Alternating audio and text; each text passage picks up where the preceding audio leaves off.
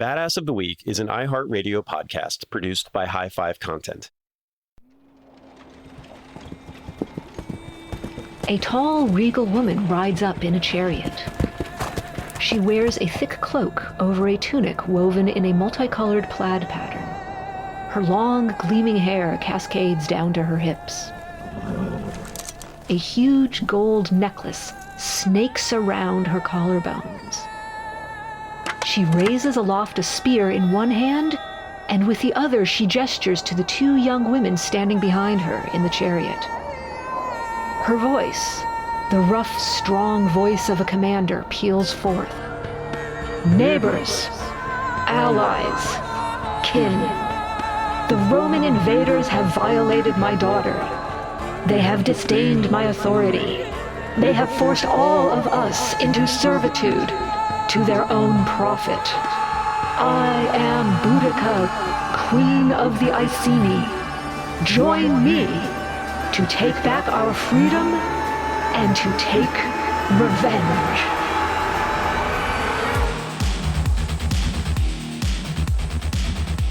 We're back, and we are gonna have kind of a first for the show, at least. Somebody has requested a character for us to talk about. Boudica. Yes. I get a ton of emails, all the time about people that, I should be writing about. And I like it. And I like that when some badass thing comes out in the news, I can turn on my computer and I have 5 emails of people sending me that same news story being like, this is what you should talk about this week. And that's great. I love it. But you said you were talking to a colleague or a friend or somebody who gave us a suggestion. Yeah, I was talking to a friend/colleague. Yeah, and the friend/colleague said, "Hey, Boudica!" Like, it was just a spontaneous reaction.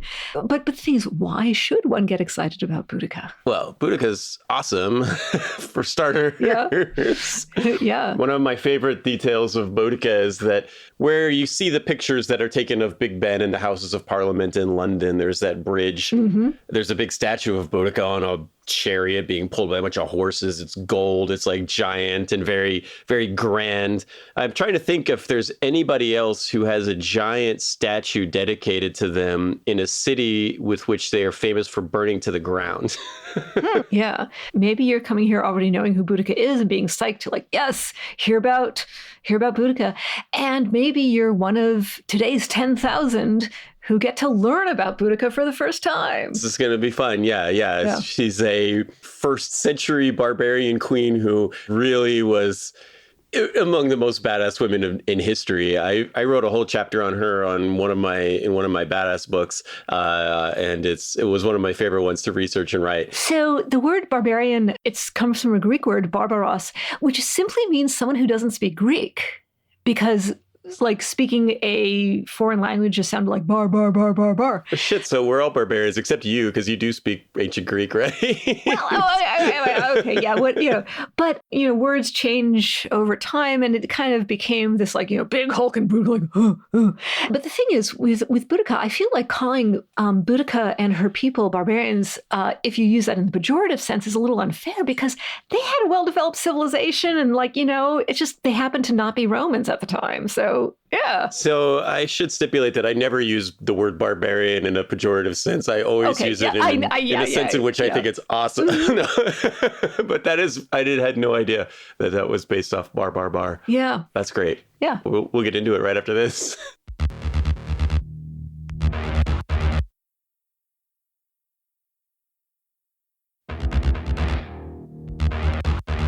All right, welcome back. And so, Pat, we are going to get into our first ever requested badass. We're going to talk about Boudica. So if you rewind about 2,000 years to the year 43, that's when the Roman Emperor Claudius had conquered the island of Britain. And this was a thing that the Romans had been trying to do for a while. And, it was not easy for the Romans to do. So big ups to the Britons for holding their ground and standing up to the Roman invaders. And you have different tribes of Britons. And when I say Britons, I mean indigenous people who live in Britannia, the British Isles. within that, you've got a whole bunch of different tribes, nations, peoples, whatever. Anyway, each of these groups of people had found different ways to relate to Rome. And some of them were putting up resistance. Some of them were like, yeah, okay, we'll find a way of getting along. And one of these nations, one of these tribes was the Iceni. This is the tribe that Boudica belongs to. Now, Boudica's husband, King Prasudacus, was a quote-unquote ally of Rome, which meant that he had found a way to get along with the Romans. What that meant was, well, they would pretty much leave the Iceni alone. We see it a lot in the Roman Empire with which, like, they can't manage it's whatever, we're looking at 40 AD, right? So, like, you can't manage an empire on the scale that they're managing from Rome when it's not like you could email the frontier and be like, hey, can you just, like, do this for me? Like, you had to send a guy on a horse and it took him 3 months or whatever. Yeah. So this worked out for a while. But, no one lives forever. And Prasutagus, he's contemplating his own mortality. And Prasutagus said, okay, I'm going to leave my kingdom jointly to my 2 daughters and to the Emperor of Rome, who happened to be Nero at the time. Who's famously, like, easy to get along with. Yeah. So the thing is, I should say that in these days, making the emperor a co-heir with the people you would actually expect to be your heirs was actually kind of standard operating procedure among, wealthy elite Romans. Okay, yeah, because with this story, I've come across it a few times to where, like, it was weird and nobody knew how to deal with it. Like, it was a really weird setup for him to say, like, oh, the Emperor of Rome and also my daughters. Yeah. And, like, I get where one is coming from because by the time you get to Nero, the emperor has a particular personality and particular hangups and agenda and whatever. So if you leave part of your estate to the emperor, it's a way of pacifying the emperor and kind of paying the emperor to, like, basically stay out of the hair of your actual daughters, sons, whatever. So you have these internal affairs where, they leave people alone in the details.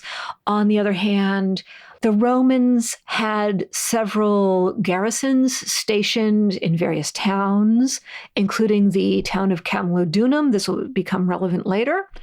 And at Camalodunum, the Romans build stuff. You have the Romans putting up a statue of victory. You have the Romans putting up a temple to the deified Emperor Claudius with a statue of the Emperor Claudius.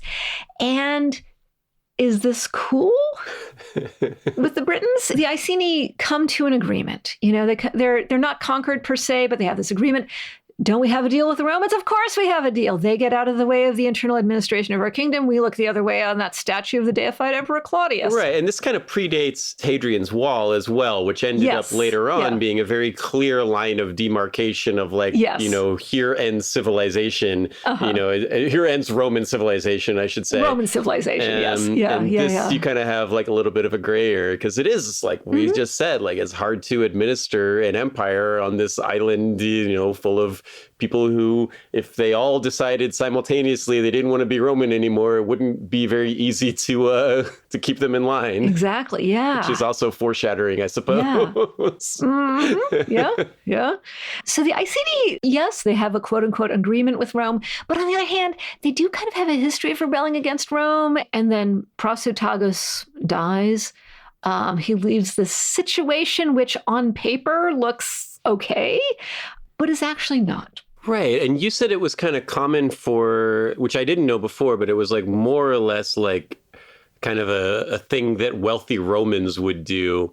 But it wasn't common for frontier tribal kings to do. And so I kind of like the idea that this guy was, like, trying to, like, be fancy about it, but in the process accidentally, like, fucked his own people pretty severely. So there's Prasutagus, and okay, I'll just be clear. I mean, I'm a human being. I pretend to be objective, but the thing is, I'm rooting for the Britons here. That was one thing that surprised me a lot when we started doing this, because you were the Roman historian and the Latin speaker and all of that, but you always kind of side with the you always side with, like, the rebels. Yeah. I mean, I grew up with, like, the first wave of Star Wars fans, so I'm on, Team Luke Skywalker versus the Empire. Just because you study something doesn't mean You endorse it. Yeah, I'm Team Boudica also, Yeah. Boudica Yeah. also. So let's where we can go all in on that. I'm fine with that. Yeah. So Prasutagus dies, and the arrangement that they had with Rome falls apart. And the Iceni are like, we had an agreement. And Rome's like, eh. So at the time, Rome had two governors. There's this guy, Suetonius Paulinus. There's this other guy, Decianus Catus.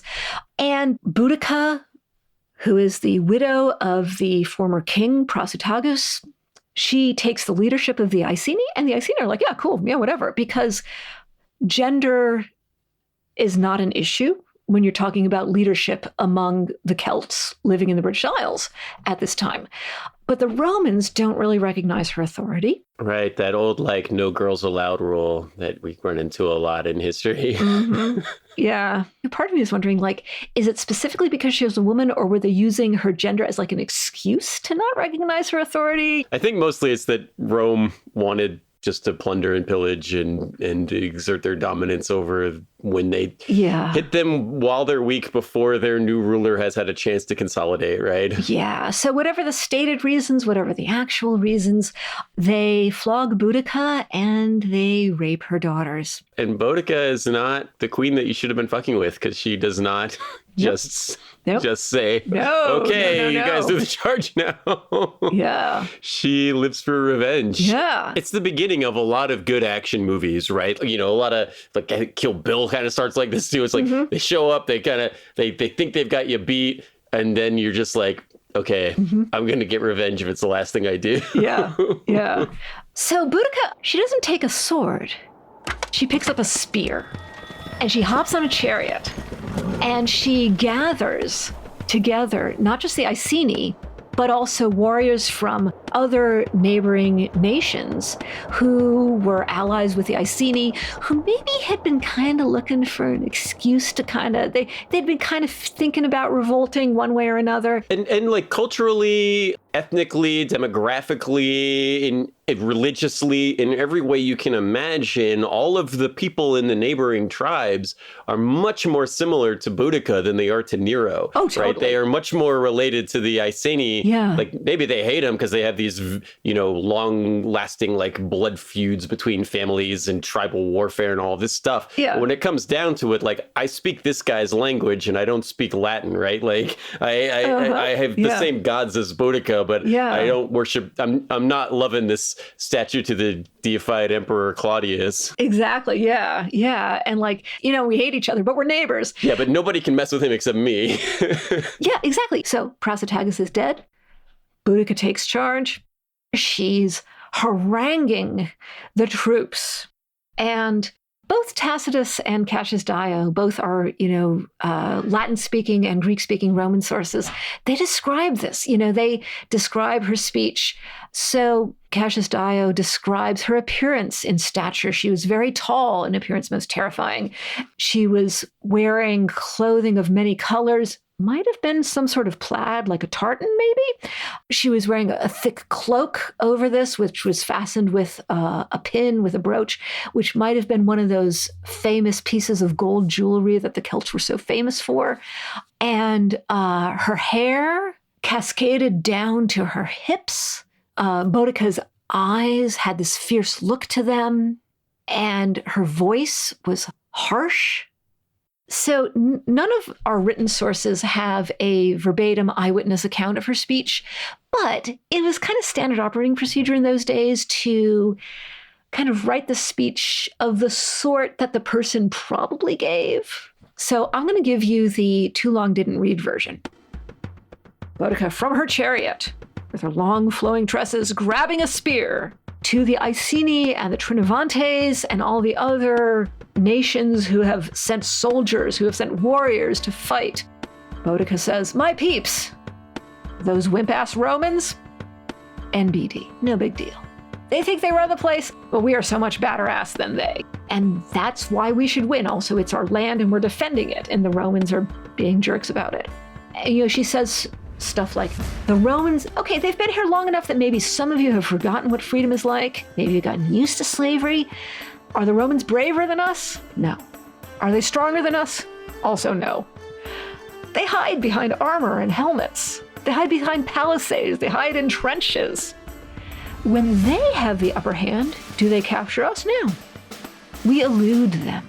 We slip away into the landscape. We disappear into the swamps. We disappear into the mountains.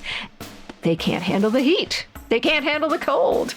They need all the trappings of civilization. We will eat these doofuses for breakfast.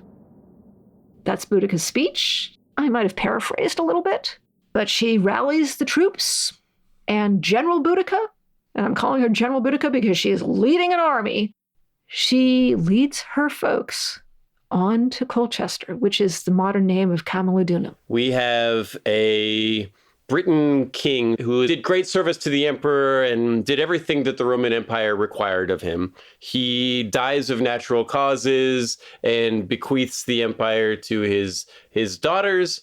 Nero decides he doesn't like that, or at least the local Roman government decides they don't like that. They decide they're going to come in there. They're going to beat up this guy's wife. They're going to do bad things to his daughters. They're going to show their dominance over these people. And these people don't like having Romans exert their dominance over them. And they don't think they need these guys anymore. And Boudica grabs her spear and she jumps up on the chariot and she gives this speech. And all of these big, angry, long-haired, barbarian in a good way Britons decide they are going to fucking burn some shit. Now, on the other hand, one of the two governors of the province of Britannia, Decianus Catus, based in Londinium, which is modern-day London, he catches wind of this impending attack on Camulodunum, and he doesn't take it seriously. He just sends 200 guys. That's it, 200. Now, 200 is like a lot if you're, organizing a pickleball tournament. But if you're trying to defend your town from a bunch of Britons who are angry with very good reason and have, pointy objects that they're going to throw at you and injure you with, this is not a serious response.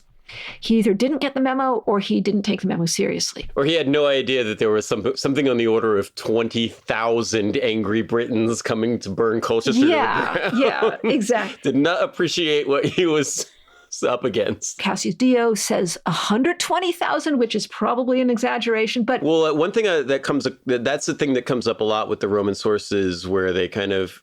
It's interesting because it's like, did he exaggerate it, or was like, we have talked about before, they are migrating with everybody. So it's not just the warriors that are marching south on Colchester. It is all of the tribe, the women, the children, the horses, the wagon train, everything. So there might be everybody's mad and they are all coming together. And there might have been 120,000 people, probably significantly less than that, but they weren't all combatants probably either. No, they weren't all combatants, but on the other hand, maybe more people were combatants than the Romans might have thought. Also because, clearly Boudica can be general. So General Boudica and her army lays siege to Camulodunum for about 2 days.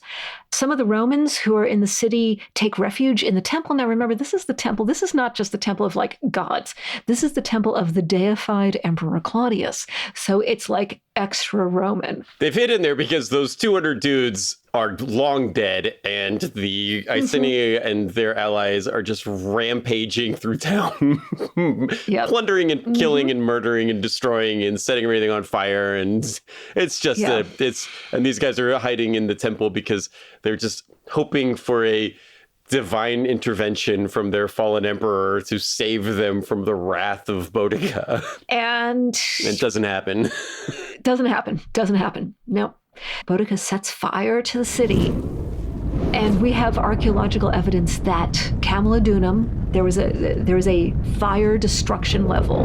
We have evidence for that. There's I think they call it the Boudica line when they're they do. When they're digging foundations today, when they are digging foundations for a new building in the city of Colchester, there is a thin line of orange dirt in the ground that you can dig down to, which is just this was all that was left of the Roman settlement here after Boudicca was through with it. Yes. She melted the entire thing into an orange paste that is still visibly, it's like a geological strata now of rock.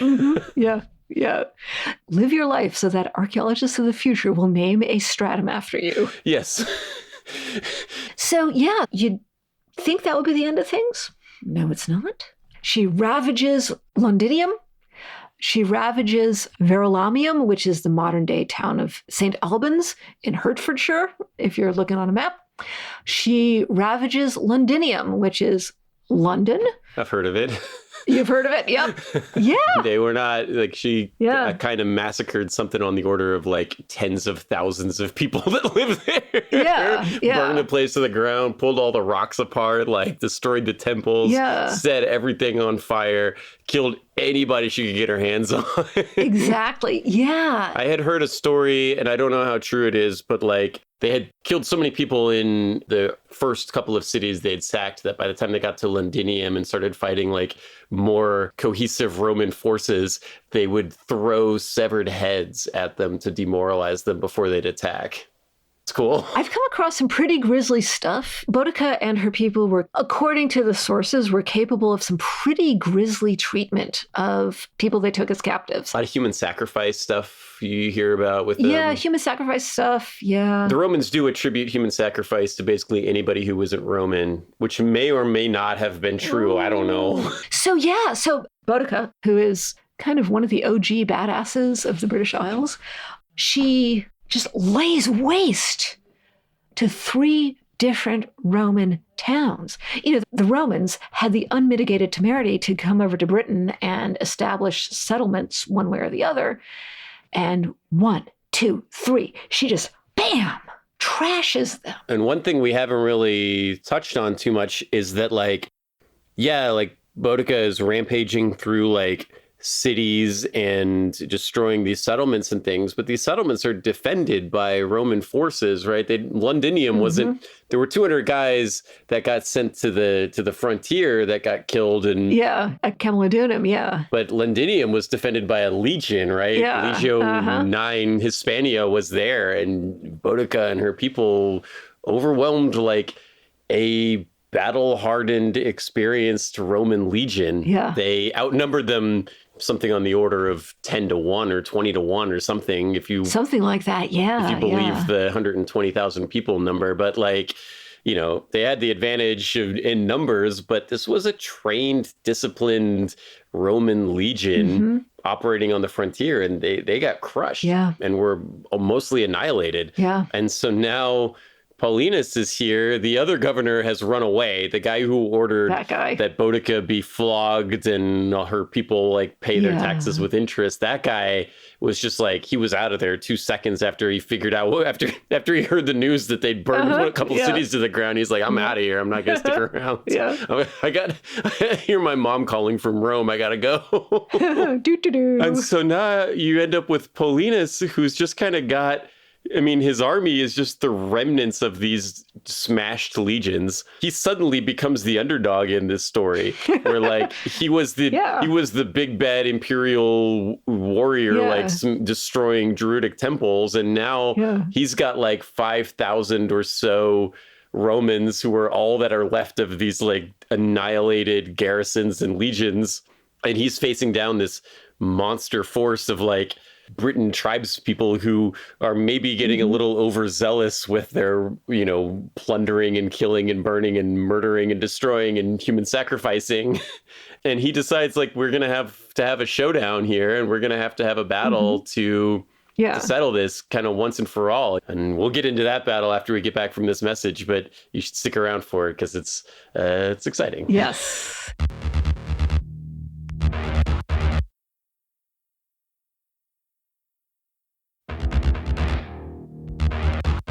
The Romans have been losing so often and so severely, right? A legion was destroyed, which is not like a common thing for the Romans, right? You can count on one hand in like 1,000 years how many Roman legions were lost in battle, right? And the Boudica's destroyed one of those. She's ransacked several major cities in the islands. So things are not going well. And Paulinus decides like he's got to fight these guys, or you know, this is it, right? If we want to continue having Roman dominance on the islands, which dates back to Julius Caesar's landing, right? One thing that he has working for him is that the Iceni at this point are a little overconfident, which they have every right to be. They've trashed 3 cities, They've trashed 3 cities. Yeah. They've destroyed a legion. There's 80,000 of them, and there's 5,000 of Polonius's guys, right? Like they're not getting their security deposit back, but they don't want their security deposit back. They knew that when they signed up for this, that this is what was going to happen, right? They knew there was no coming back, and so far it's worked out great for them. Yeah. So what Paulinus is able to do is pick the field of battle. Ah, yes. Which is a kind of a clever way for him to overcome. And he's a Roman general. He's well-trained. He's a smart guy. He's clever. He's a career military guy. So he picks a very narrow valley where he can get his guys across, kind of the Spartans at Thermopylae kind of thing, right? Exactly, yeah. I'm massively outnumbered, so I'm going to present the smallest possible front to you. So you have to funnel your entire, disorganized, long-haired dudes. Not that there's anything wrong with being long-haired. I was going to say barbarian, but then I felt all, weird about it, so I was like... I mean, barbarian from the Roman point of view, Yeah, okay. There were just a bunch of giant, a bunch of guys, angry, a bunch of peoples, bunch of big muscled dudes who were mad, and they had the axe that they used to cut down trees in their backyard, and now they're hacking up Roman soldiers with it. Yeah. So he funnels them into a valley. It ends up being kind of, to keep the hair metal analogy going, it becomes one of these just anarchy on the attacker's side. The defenders are very organized. The Roman legions have been doing this for a long time. They're organized. Can I just pause for a moment to say, in this particular context, the Romans are the defenders. Yes. They're the last line of defense. They're the underdogs. It's a little counterintuitive, but that's actually, in this specific context, that's what's happening. The Romans are the defenders, even though we're in Britannia, we're in the Britain. And now the story kind of changes a little bit to where we have this one last bastion of Roman, and they're outnumbered, and they've got their backs against the wall, and they've got to fight this rampaging horde of barbarians. And it's the thing that we've talked about at the open of this episode. Which is that it's all in how you want to frame the story, right? She's the hero until she kills enough civilians that she's the villain, right? If that revenge starts taking you into scenarios where you're lining up women and children and decapitating them, suddenly it's a little bit harder to be sympathetic towards you. Yeah. Well, she was really mad, and I get it. I totally get it. I totally understand her point of view in this. But we get where she's coming from, but still, from Suetonius Paulinus's point of view, this is not good. Yeah. So I gotta save the last few Roman citizens remaining on this island. Yeah. I gotta not get executed for failure. I gotta not be captured and sacrificed by Boudica and her people. Yeah. So Suetonius Paulinus, being Roman, kind of figures out what he needs to do, which is to say, okay, I've got an army and we're organized.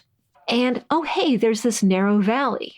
Then what happens? Well, the Iceni attack, or now it's the Britons, right? It's a whole conglomerate of all of these tribes, and they attack, and the Roman line holds.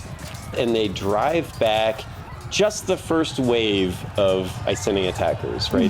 They're not going to be able to withstand 120,000. I think some of the numbers were saying something like 70,000 or 60,000 or whatever. Okay. It doesn't matter. A monstrously huge outnumbering you force of... Ginormous. Right. And you're not going to kill them all, right? You're not going to win this if they stay organized. But what happens is Suetonius has picked this narrow valley where he can hold, and his front line holds against their front line. And their front line starts to fall back, but there's nowhere to fall back to, because you've got this huge rampaging horde of people all crushed into this narrow valley, and they start to run. And then the guys who are in the second line are seeing the guys from the first line all dying and wounded and bloodied, running away. So they start to run.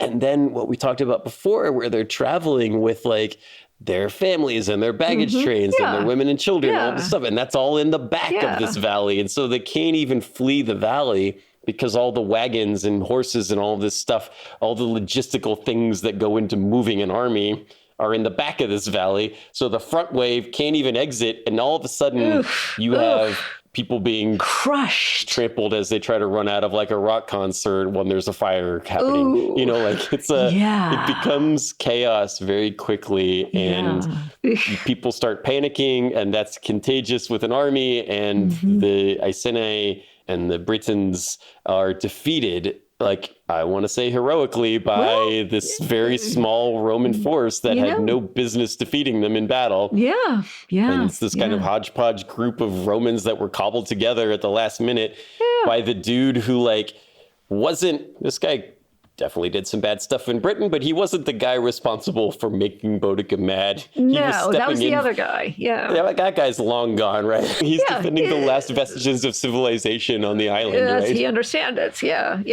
So Boudica's defeated. She is defeated. At this battle. Her forces are defeated. She is defeated, yes. So what do you do if you're a queen and general and the Romans defeat you? She lives. She's not captured at this battle, right? She lives, and she gets away, and like a decent portion of this army gets away, but they're routed enough that it's kind of over for them. Yeah, it's pretty clear that this is the end of it. So what do you do? Do you just kind of go quietly into retirement and like keep bees or do knitting or something? And just kind of hope that this Suetonius Paulinius guy is going to be nice and be gracious in victory. Or that he just kind of like goes off and like his attention is directed elsewhere. Well, he'd probably be fine. I'll just surrender to Nero. I'm sure that guy will be lenient with me. Yeah. But in defeat, she, rather than submit to the Romans or anything like that, or face whatever was going to happen, she drank poison. According to some sources. According to some other sources, she just, quote unquote, got sick, which that happens, right? That happens. Happens if you drink poison. Why might she drink poison? Maybe she knows that if the Romans capture her, she might be paraded and humiliated as one of their triumphs. Very easily, right? That happens. They put you on the first float in the parade going through the city of Rome to like celebrate their victory against you, right? Like, I'd rather be dead, you know? So even though our sources are not consistent on how she perished, personally, I like the version where she takes control of things and says, okay, I'm exiting my way. It seems the most likely to me, you know. I think so, yeah. She seems to me like someone who doesn't do things by halves. No. So, yeah. Later, like many centuries later, her story is inspiring people. And when Queen Elizabeth I was queen, there was a little bit of a resurgence of Boudica. And when Victoria was queen in the 19th century, there was also kind of a resurgence of Boudica as kind of a symbol of British pride, and also as a symbol of, hey, we've got a woman leader. Yeah. Powerful British women opposing like foreign rule, opposing like imperial domination over their island from outsiders. You know, it's a very, there's probably been a dozen British warships called the HMS Boudica, right? Yeah. And like I said, there's a statue built of her within like 100 yards of Big Ben, right? Yeah. It's very heroic. It's not let's remember this horrible person who did this terrible thing to our city. It is like let's look at this kick-ass woman who did some badass shit and was from around here. Yeah. So, I mean, that's Boudica. She's a very interesting and complicated character, but really a cool historical figure, and definitly badass. Oh, very badass. Yes. Whether you think she was a great defender of her people or like a homicidal maniac, I could argue both of those things being badass. Exactly. Yeah. So I want to give a shout out to Caitlin Gillespie at Brandeis. Has a book out from Oxford University Press called Boudica, Warrior Woman of Roman Britain, which helped me a lot. Gibbon talks about her in The Decline and Fall of the Roman Empire. For primary sources, primary as they get, like you said, these were still written a couple hundred years after she died by people who never met her. We have Cassius Dio and Tacitus. Yeah. All right. Yeah. Well, I guess that's all we have for today. Stay badass. Yeah, stay badass. Stay badass. Stay badass, but like don't actually murder people. We don't really want to encourage anybody to like make goblets out of the skulls of their enemies or burn major human settlements to the ground. Yeah. I mean, go to Target, spend a few bucks, get one of those like mugs that's shaped like a skull. Mm-hmm. Yeah. Put some whiskey in it.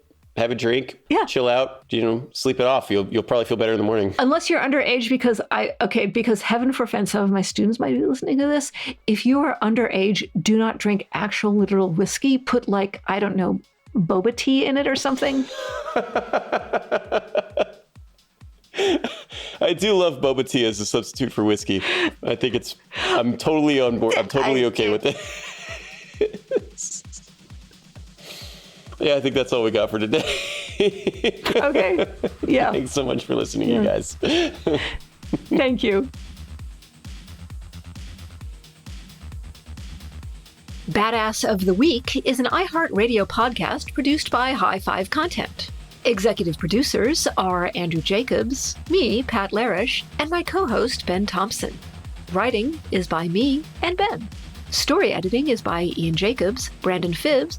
Mixing and music and sound design is by Jude Brewer. Special thanks to Noel Brown at iHeart. Badass of the Week is based on the website badassoftheweek.com, where you can read all sorts of stories about other badasses. If you want to reach out with questions, ideas, you can email us at badasspodcast@badassoftheweek.com. If you like the podcast, subscribe, follow, listen, and tell your friends and your enemies if you want, as we'll be back next week with another one. For more podcasts from iHeartRadio, visit the iHeartRadio app, Apple Podcasts, or wherever you get your podcasts.